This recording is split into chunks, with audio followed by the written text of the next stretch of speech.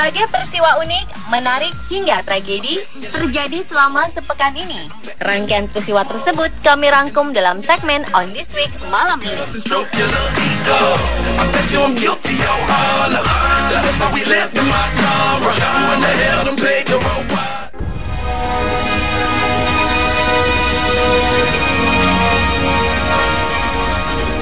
Pria bernama Luis Geraldo dos Santos tidak pernah menduga saat ia pulang ke rumah dan melihat rumahnya hanya tinggal setengah.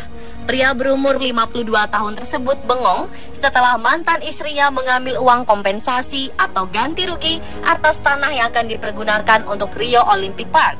Ia adalah salah satu dari ratusan warga Villa Autodromo, sebuah komunitas yang terletak di tepi situs Olympic Park. Tahun depan, lokasi ini akan digunakan untuk pesta olahraga di Rio de Janeiro, Brazil. Lingkungan tempat dia tinggal, beberapa di antaranya terletak di dalam denah Olympic Park yang direncanakan dan telah ditandai untuk pembongkaran oleh Dewan Kota Rio. Beberapa telah menerima penawaran ganti rugi, sementara yang lain bertahan termasuk Luis. Luis yang berprofesi sebagai tukang batu ini mengatakan pihak berwenang menawarinya hanya 20.000 pound sterling atau sekitar 320 juta rupiah untuk rumahnya tersebut. Namun ditolaknya karena jumlahnya sangat murah. Ayah 3 anak ini tidak pernah membayangkan apa yang akan terjadi ketika mantan istrinya memutuskan untuk mengambil tawaran tersebut.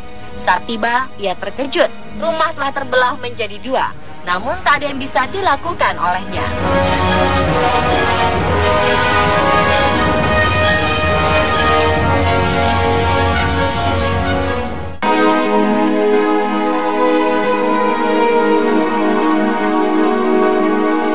Kasus Angeline, bocah berusia 8 tahun benar-benar mencuri perhatian masyarakat. Setelah dinyatakan hilang hampir 1 bulan lamanya, jasad Angeline ditemukan di halaman rumahnya. Agus, lelaki asal Sumba, Nusa Tenggara Timur, tersangka pembunuh Angeline, nekat menghabisi nyawanya untuk menutupi kelakuan bejatnya usai melakukan pelecehan seksual terhadap gadis kecil tersebut. Sebelum dilecehkan, kepala Angeline dibenturkan ke lantai oleh Agus. Diduga hal itulah yang membuat bocah kelas 2 SDN 12 Sanur itu meninggal dunia. Agus melakukan perbuatan itu di lantai 2 kediaman ibu angkat Angeline, Margareta. Takut perbuatan bejatnya diketahui Margareta, lelaki yang baru 1 pekan bekerja di rumah Margareta memutuskan untuk mengakhiri hidup Angeline. Agus melakukan pelecehan seksual terhadap Angeline pada malam hari saat Margareta tidak ada di rumah di Jalan Sedap Malam, Sanur, Denpasar. Saat kamar Agus digeledah, ditemukan palu dan kaos berwarna putih yang ditemukan ada bercak darah. Selamat jalan, Angeline.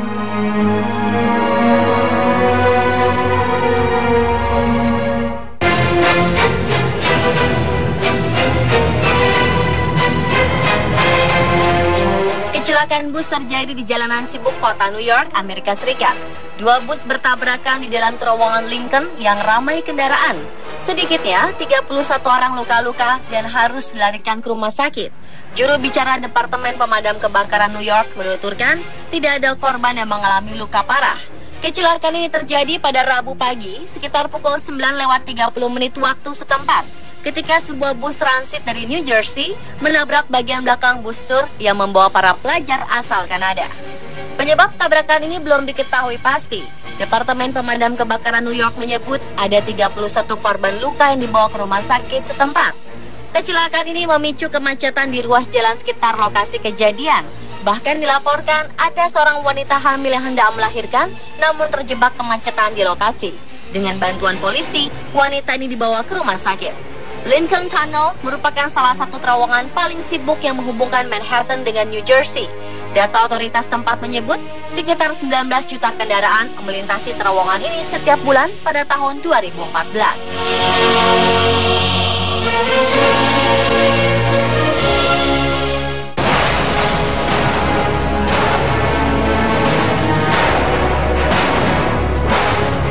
Samuel Bishop dari Plymouth, Inggris mengalami kerusakan otak permanen setelah berusaha mengakhiri hidupnya tahun lalu.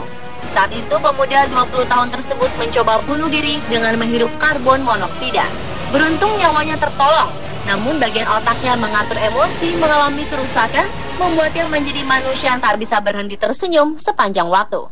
Semula dokter menyatakan tak ada harapan hidup baginya. Hasil pemindaian otak menggunakan CT scan menunjukkan tidak ada aktivitas di dalam otaknya. Setelah 1 minggu dalam kondisi koma medis di unit perawatan intensif rumah sakit Gary yang menunjukkan tanda-tanda kehidupan. Saat mesin pendukung kehidupan dimatikan, ia mulai bernapas dan menggerakkan lengannya untuk pertama kali pada awal Juni 2015. Ia bisa membuka matanya dan mulai berbicara dengan dokter pada hari ke-13 setelah dirawat. Sam, begitu ia biasa disapa, diharuskan melakukan fisioterapi selama beberapa bulan. Namun keanehan terjadi pada wajahnya. Bibirnya selalu menyunggingkan senyum sepanjang waktu tanpa ia perlu repot menarik ujung bibirnya ke atas. Sam mengatakan ia ingin bunuh diri karena merasa tak bisa lagi berdamai dengan dirinya. Ia mengaku menjadi korban pelecehan seksual selama 3 tahun ketika masih kecil. Ia pun mengakhiri hidupnya.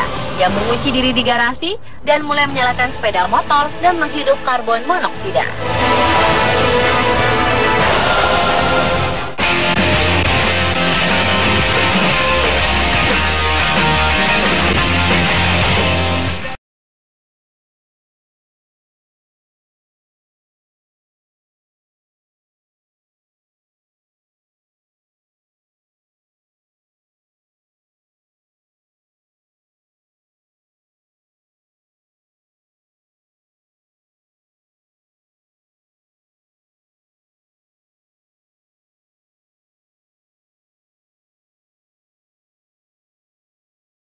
Satuan polisinya. Lycan adalah salah satu mobil termahal di dunia dan sempat menjadi bintang di film Furious 7.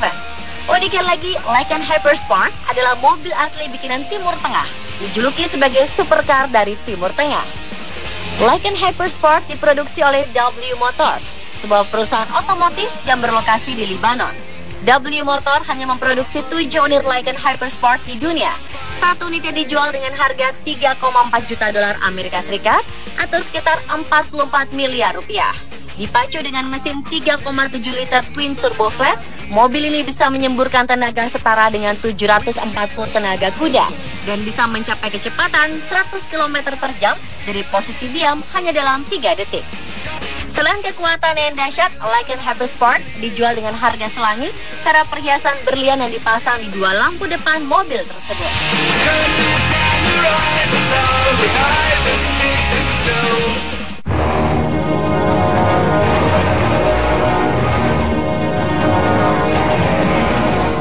Warga Shanghai, Cina tengah geger sebab jembatan bersejarah peninggalan dinasti Ming menghilang tanpa bekas.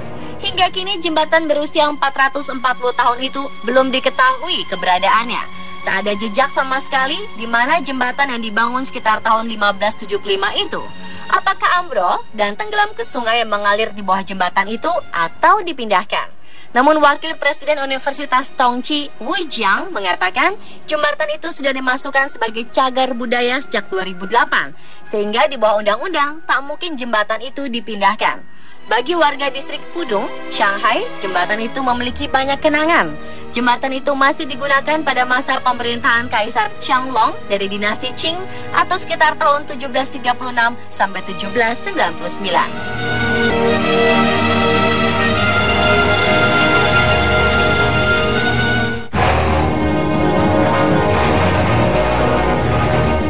Sejumlah dokter di Cina sukses mengeluarkan 420 batu dari ginjal seorang pasien. Pasien bernama He itu harus menjalani operasi bedah selama 2 jam di rumah sakit kota Tungyang, bagian timur provinsi Zhejiang untuk mengeluarkan semua batu ginjalnya. Dokter di rumah sakit mengatakan ratusan batu dalam ginjal He amat mungkin terbentuk karena dia sering makan tahu dan kurang minum air. Produksi dari kacang kedelai, khususnya tahu, mengandung kadar kalsium yang tinggi. Kalsium yang begitu banyak tidak bisa dicerna dan dikeluarkan tubuh tanpa air dalam jumlah cukup. He mendatangi dokter pada Mei dan mengeluh sakit perut. Setelah melakukan CT scan, diketahui bahwa ginjalnya terisi penuh dengan batu. Dokter mengatakan bila He menunda operasi bedah lebih lama, ginjalnya harus diangkat. Walau 420 batu ginjal adalah jumlah yang banyak, jumlah itu belum mendekati rekor dunia. Pada 2009, seorang dokter di India mengeluarkan 172.155 batu dari ginjal kiri seorang pasien setelah pembedahan 3 jam. Catatan itu masuk Guinness World Records.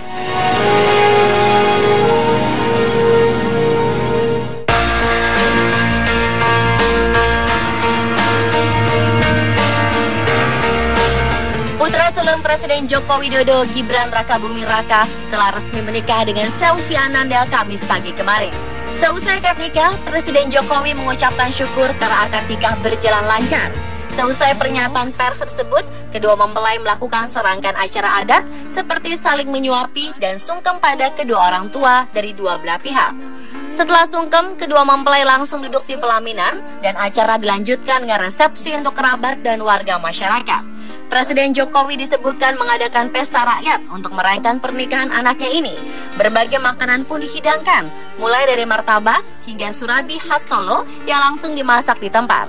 Pernikahan yang dikatakan hanya mengundang sedikit tamu ini diselenggarakan dengan sederhana untuk ukuran hajatan seorang presiden. Pemirsa, itulah On This Week versi On The Spot.